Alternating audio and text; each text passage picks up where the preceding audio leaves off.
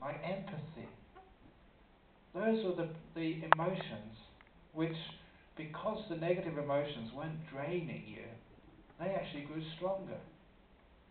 And it was a great, even though I said yesterday, last night, when my father died, I never cried at his funeral. But that was not because I was dull, it was an understanding there which stopped me crying. I was inspired. But I do cry when I almost actually cried when I reported that story of the glass of milk and the 2 cookies. Because that moves me. Just what a beautiful story that is.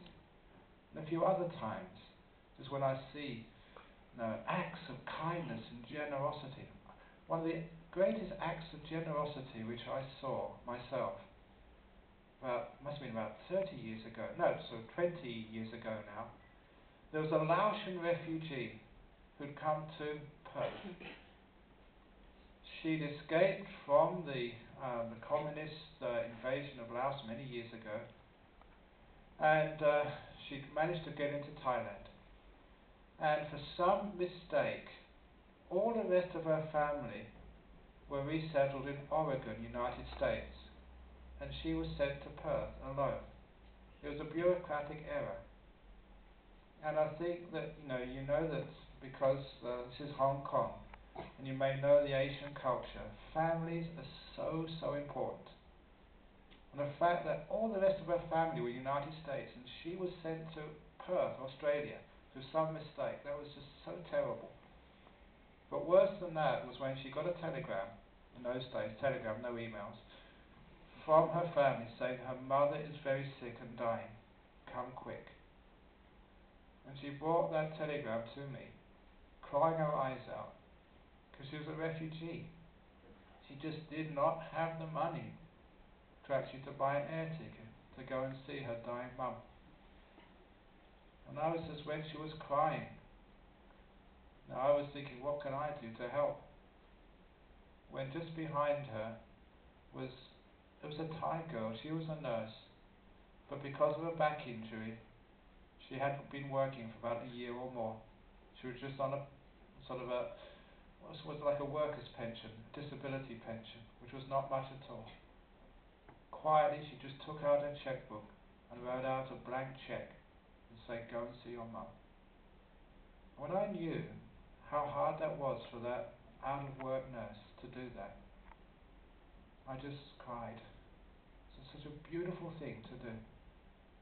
Not asked for. She wasn't a relation. She just saw another person who needed to see her mother, who was dying. And didn't matter how much it hurt her, financially, she gave. Now those are the sorts of things which make life meaningful, which make life beautiful. Those little acts of generosity and kindness, which come from just the deepest of places.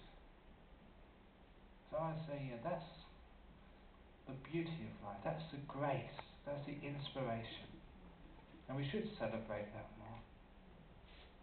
And we do see that. I see that because obviously I'm right in the centre of the temples. And when I see those things, I try and share it with other people.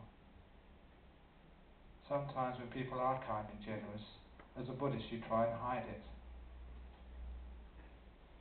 Sometimes you shouldn't hide it, you should celebrate it to inspire other people. To see how much Buddhist contribution to the tsunamis was huge, but never went on the TV. I think they should have got on the TV to inspire people. Yeah, the Buddhists are right there.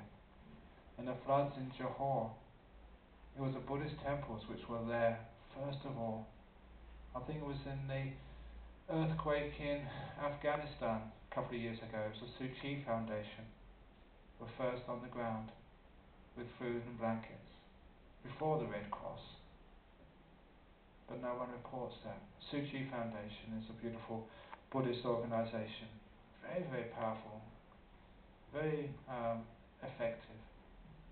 But no publicity.